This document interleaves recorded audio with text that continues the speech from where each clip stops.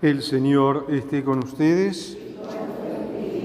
Evangelio de nuestro Señor Jesucristo según San Juan. Se acercaba la Pascua de los judíos. Jesús subió a Jerusalén y encontró en el templo a los vendedores de bueyes y ovejas y palomas y a los cambistas sentados delante de sus mesas.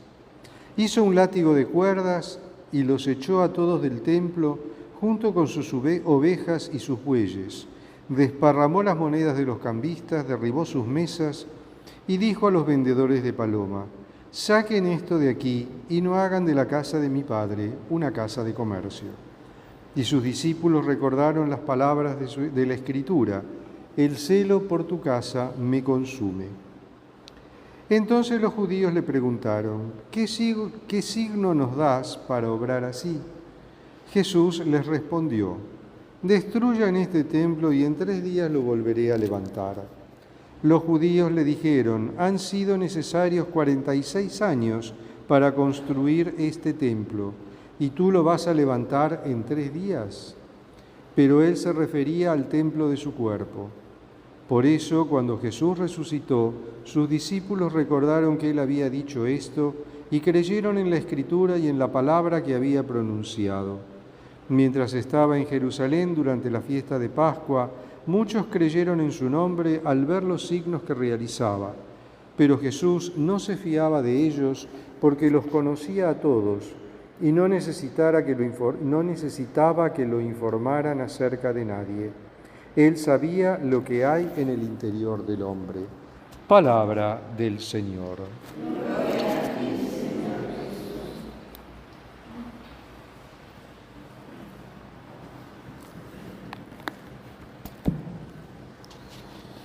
Llegamos al tercer domingo de Cuaresma y nos encontramos con este texto del Evangelio de Juan,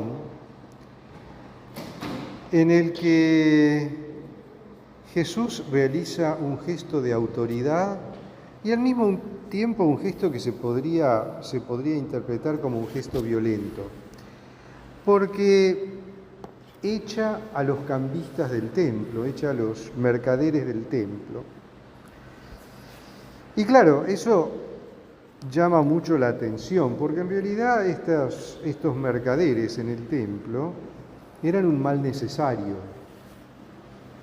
El tiempo de Pascua era un tiempo en el que confluía mucha gente a Jerusalén. Relatos ante historiadores antiguos nos dicen que a veces hasta se triplicaba la población de Jerusalén en tiempos de Pascua. Y afluían mucha gente que venía de otro lado, todos a celebrar la Pascua en Jerusalén porque iban a hacer su ofrenda en el templo, ofrecer el sacrificio de la Pascua en el templo. Entonces, lógico, quien venía de lejos no podía traerse su corderito o su carnerito para sacrificar en el templo. Tenían que adquirirlo ahí. Y los que iban a ofrecer otro tipo de sacrificios, sacrificios expiatorios o sacrificios de comunión, necesitaban a alguien que les vendiera las palomas. Y como venían de otros lados y de otros países también, traían moneda extranjera, y la moneda que tenía la imagen del emperador no se podía usar en el templo.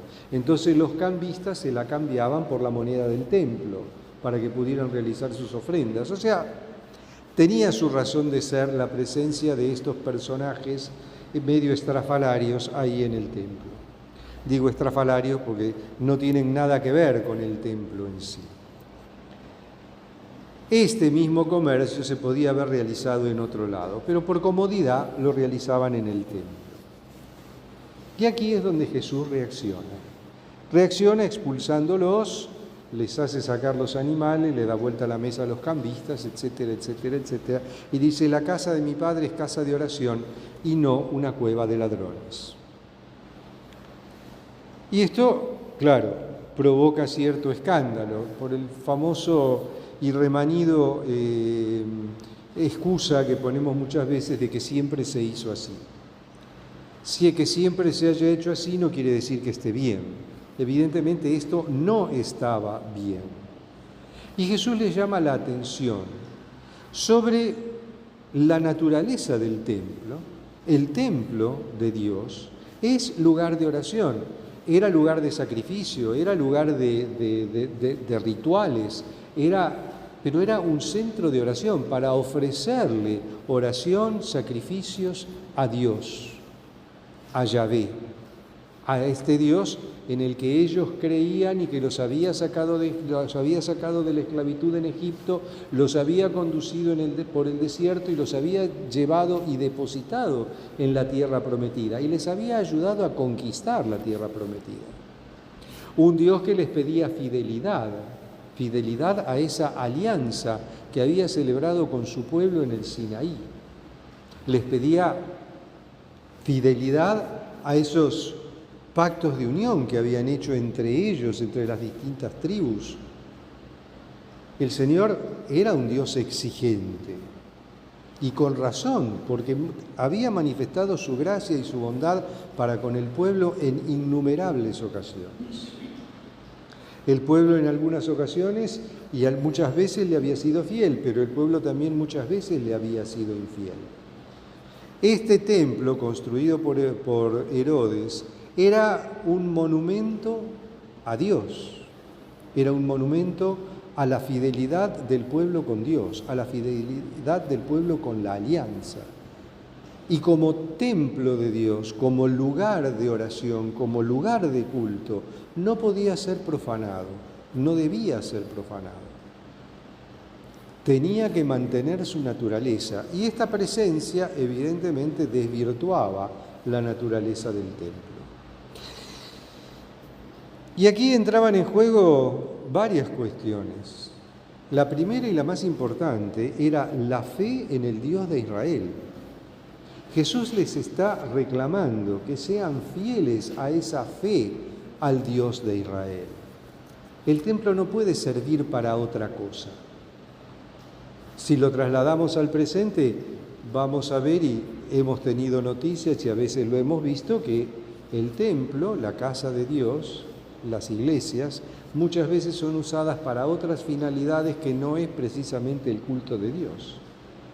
O a veces el culto de Dios se lo celebra tan mal y se hacen tantas payasadas en la celebración del culto a Dios que se desvirtúa totalmente, y que aún a riesgo de que me clasifiquen de ser demasiado rigorista, el templo es profanado por algunas ridiculeces y payasadas que se hacen en nombre de la pastoral, en nombre de la pastoralidad, en nombre de no sé qué. Y eso no es así. La casa de Dios es el templo de Dios y es el lugar donde le rendimos culto a Dios.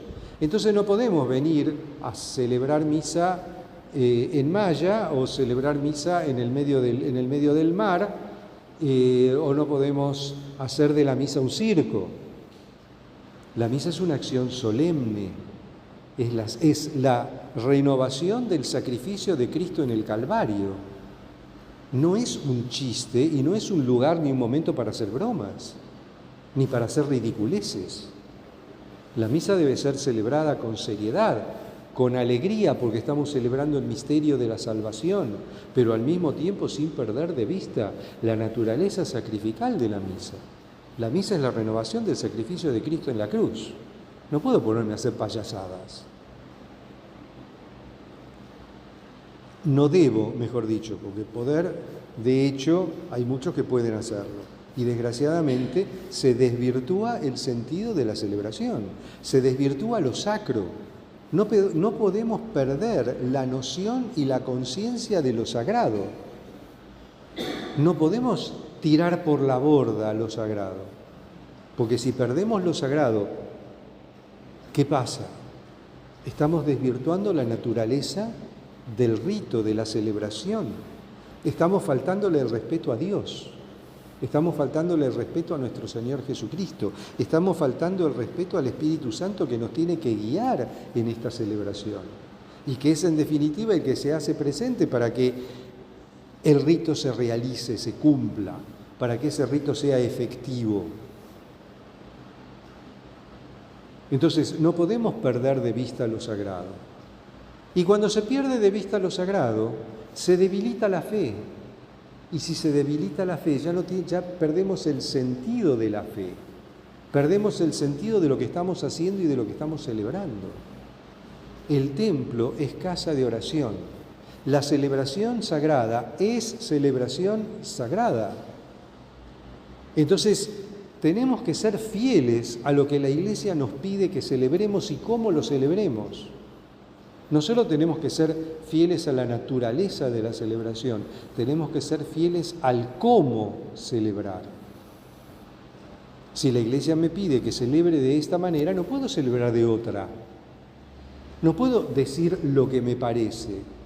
Tengo que decir las palabras que la Iglesia pone en mi boca cuando celebro.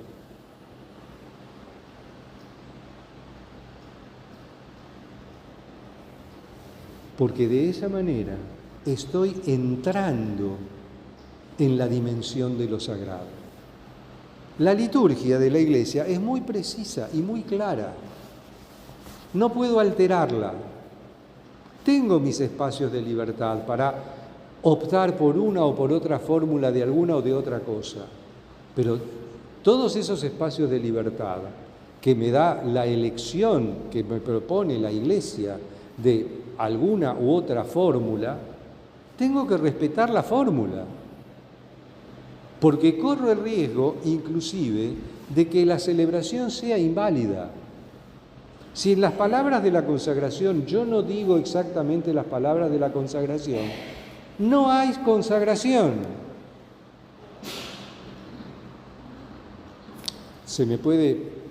Puedo cometer un error involuntario, no importa. La Iglesia lo subsana. Pero si yo voluntariamente me aparto, estoy cometiendo un pecado muy grave. Porque me estoy apartando de la enseñanza de Dios, de la enseñanza de la Iglesia, de la tradición de la Iglesia. Por eso es que tengo que ser fiel. Tenemos que ser fieles en la celebración de los sacramentos, en la celebración de las distintas devociones que también la Iglesia nos presenta. No podemos hacer cualquier cosa. Por eso es muy importante no solo la fidelidad personal de cada uno, sino también es muy importante que recemos por los demás, por la fidelidad de los otros, por tantos y tantos que se desviaron del buen camino y se fueron por otro lado. Nuestra oración puede ayudar a convertir. Nuestra oración puede ayudar a que aquel que se ha apartado encuentre el verdadero camino. Nuestra oración es fundamental.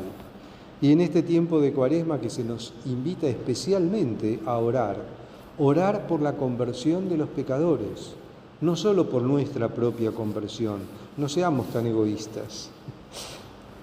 Oremos por nuestra conversión, sí, pero oremos por la conversión de los pecadores, de tantas almas que se pierden, y de tantas almas que se pierden por culpa de otros que hacen cualquier cosa y no lo que se debe. Y reavivemos nuestra fe en Dios y en su Iglesia. Alabado sea Jesucristo.